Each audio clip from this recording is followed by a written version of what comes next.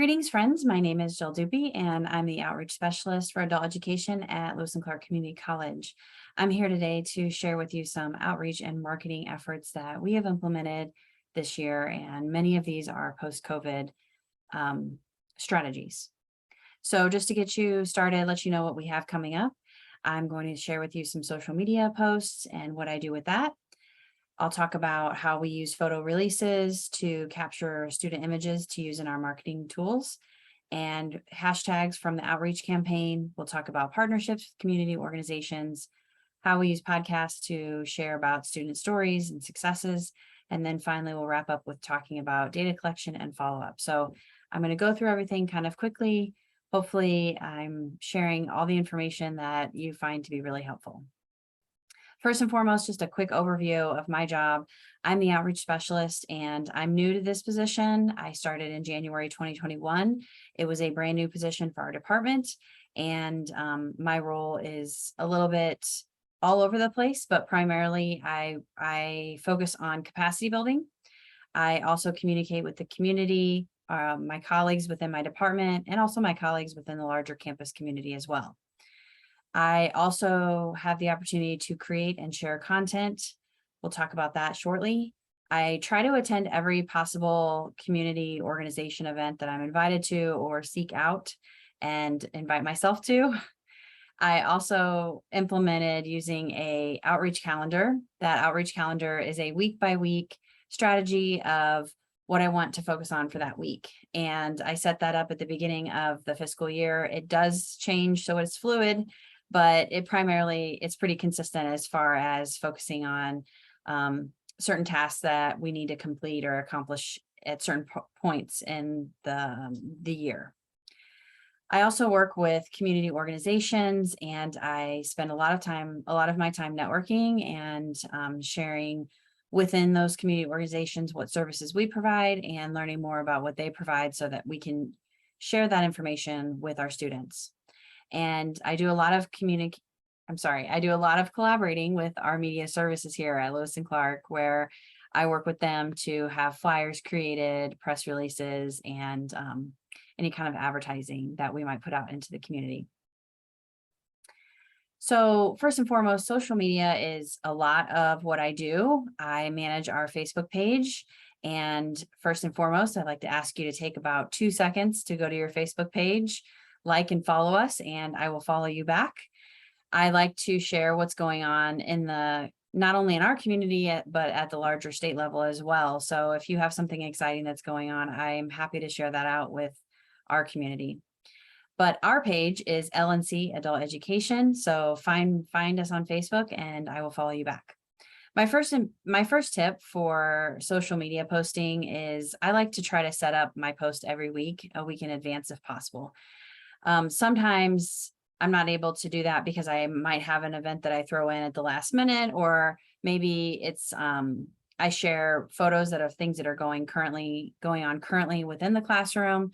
So like, for example, we do our service projects on Fridays with our youth build students. If on Friday I can capture some pictures of them in action, I'll post those immediately on Friday and just add that to those week's posts. If there's a special event coming up that I know in advance, I'll go ahead and just set that up and get that on the calendar so that it's ready to go.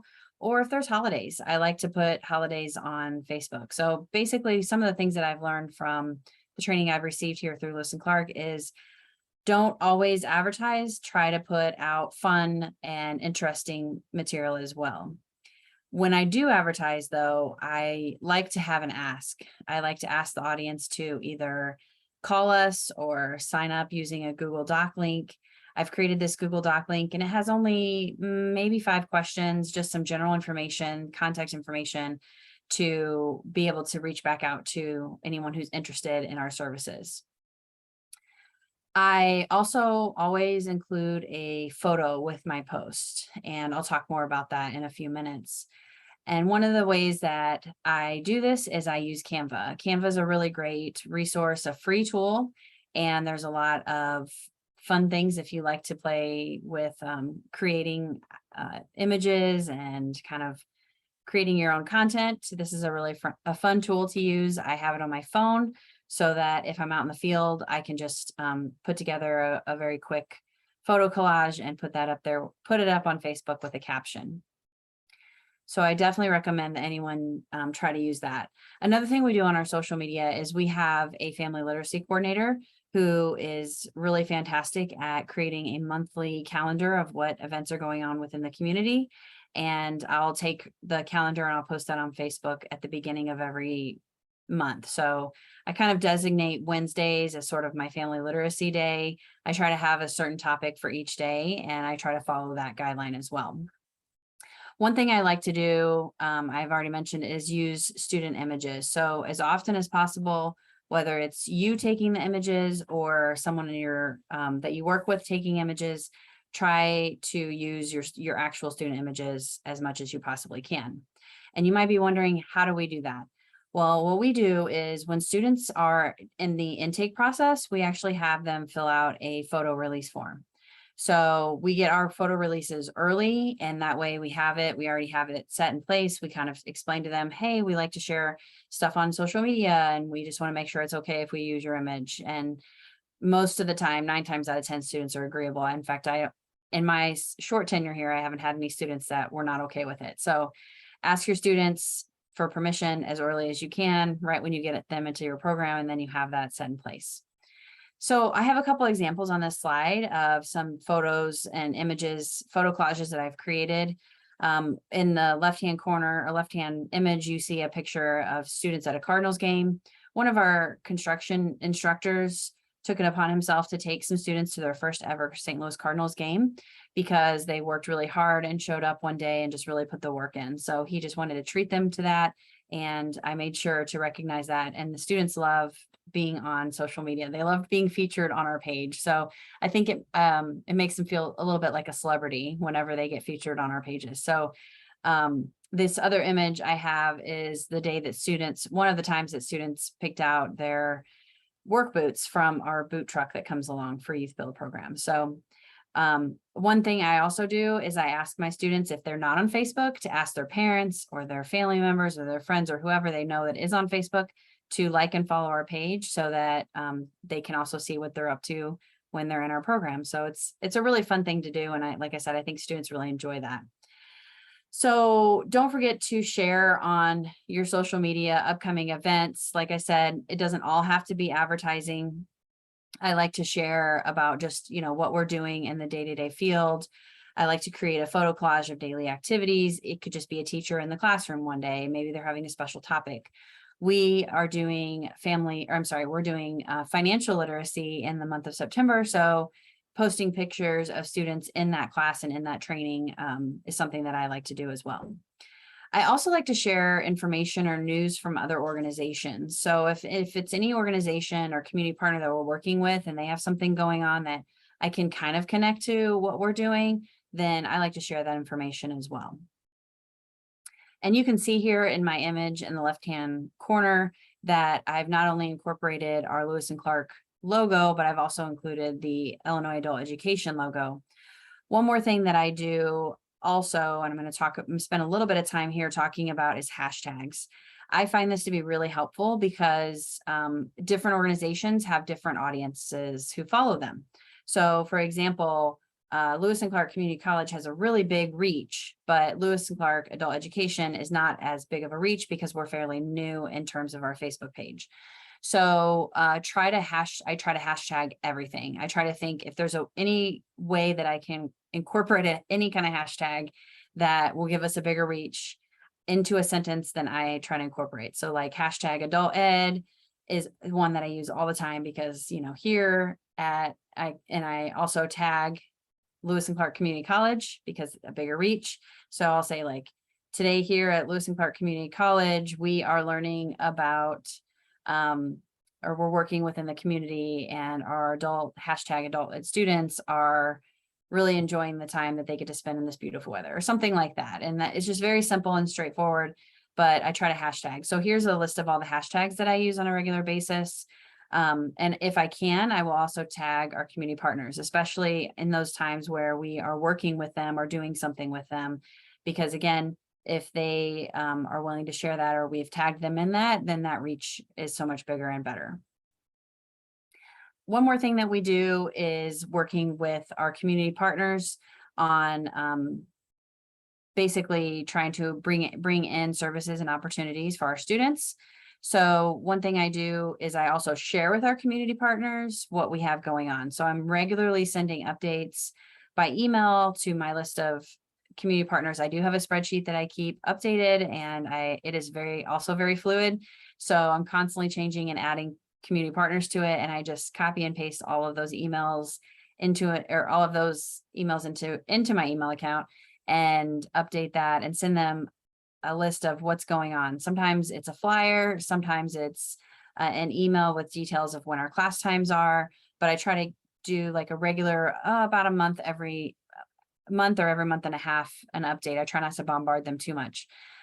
Also, we have a quarterly newsletter where we like to share news about what's going on within our department and within our program. So this newsletter, I have a couple of sections that are consistent, that never change in terms of what we are covering. Some of those we always highlight a community partner, and we always highlight students or successes or current events. I also try to incorporate, the calendar of what's coming up, upcoming events and upcoming opportunities that we want our community partners to share out. I share this also with our high school partnerships and principals, superintendents, all of those people. I try to give them updates. And recently I had a high school counselor who said that getting that information was really helpful, because they know not only who to contact to get that information directly, but also that it's going to come to them and they're going to get updates as soon as that information becomes available. So I try to make sure that I put that information out there on a regular basis for everyone. We're currently working with Madison County Employment and Training with using a grant that we have for construction training, and we have partnered with them. We try to partner with them as much as possible. It's pretty regular, actually, that we partner with them, and we join forces and not only disseminating the information about the opportunities we offer, but that we exist. So a lot of times I see a lot of the same community organizations at different events, and I've been establishing relationships with people. I think that's a really important part of my work, is developing relationships. So I try to let people know all the time what we have going on. Whenever I'm going into a meeting, I'm thinking about what's coming up. I'm thinking about what I want to get from them, what information I need. And then I keep track of that information so that I can provide our students with information about the services that we have in the community, which we have a lot of, and I'm really grateful for. So we try to combine efforts with Madison County and also the Job Center in spreading the word about what's going on. Last thing I do is I do a monthly podcast, and in that monthly podcast, I focus on different topics. Our podcast name is Building Futures, Preparing the Workforce of Tomorrow, and I always have a yearly plan. So that our yearly plan right now is to highlight students. Last year, it was to highlight our community partners. One of the things that I've been doing that I really like is that I have a student who's co-hosting with me right now. He absolutely loves it, and he feels like this is something he wants to do in his future. So this is giving him a really good taste of what it's like. And I've been able to mentor and work with him on learning how to be an interviewer and how to incorporate this into his future. So definitely check out our podcast. It's Building Futures, Preparing the Workforce of Tomorrow. And every single month this year, I'll be highlighting a different student and sharing their success stories. So an aspect of my job that is very, very, very important is follow-up. It's something that I think can be really challenging, especially if you tend to be on the shy side, but I have to really remember that the most important thing is not only getting the word out, but also following up. So I always make sure that we follow up. If it's not me that follows up with a student, I try to make sure that somebody in my department, one of my colleagues, is able to do that. I keep a spreadsheet of students who I get from our leads list from the campaign that we're doing this year. And I also keep a spreadsheet through Google Forms of students that have filled out our Google form and that I have followed up with. So I try to keep track of how I'm reaching out to those students. So I like to start with a phone call because I'm a very interpersonal person.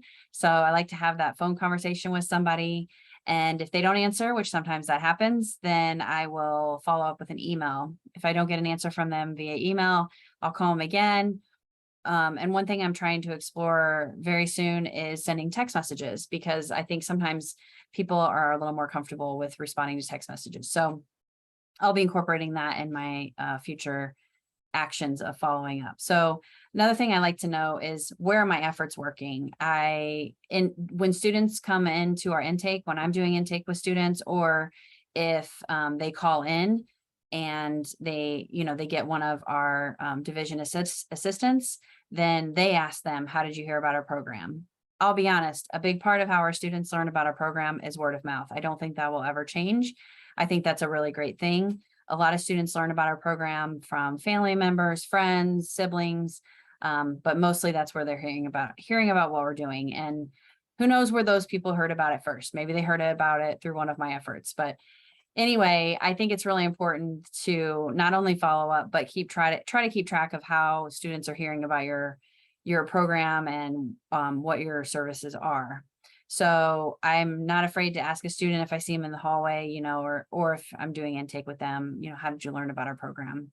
And another thing that I do is I check out the Meta Business Suite. I don't obsess over it because it just changes so much, but I would say the social media, Facebook Meta Business Suite gives you statistics on what your reach is, and it tells you how many new people you have, how many new followers, and all of that. So with all that being said, these are my strategies. I hope that something I said is very helpful. I hope that maybe something you'll be able to implement with your program. And I encourage you to go forth, communicate, create, and share.